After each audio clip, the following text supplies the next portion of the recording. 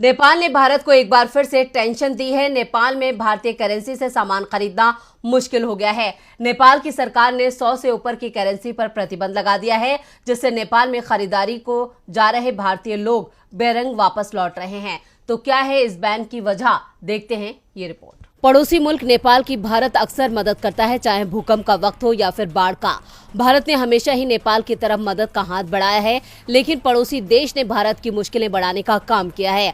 पहले चीन के साथ हाथ मिलाकर और अब करेंसी को बैन करके नेपाल में भारतीय करेंसी से सामान खरीदना मुश्किल हो गया है। नेपाल की सरकार ने 100 से ऊपर की भारतीय करेंसी पर प्रतिबंध लगा दिया है।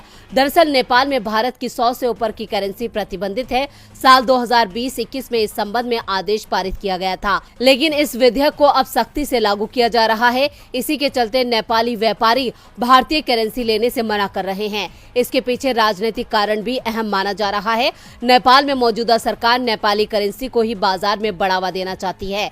इसे देखते हुए नेपाल सरकार ने बाजार में बड़े नोटों पर रोक लगा दी है। कुछ लोग करेंसी एक्सचेंज करवा रहे हैं, तो इसके लिए कमीशन तक देना पड़ रहा है। पहले नेपाली करेंसी को भारतीय करेंसी में बदलने के लिए कमीशन देना पड़ता था, लेकिन अब ये उल्टा हो गया है। इस समस्या से भारतीय पर्यटक ही नहीं, बल्कि सीमा पर कारोबार से जुड़े व्यापारी और भारत में रोजगार के लिए पहुंचने वाले लाखों नेपाली नागरिक भी परेशान हैं। वहीं नेपाल के बदले व्यवहार से उत्तराखंड के पिथौरागढ़ जिले के सीमांत क्षेत्र के लोगों में आक्रोश भी है।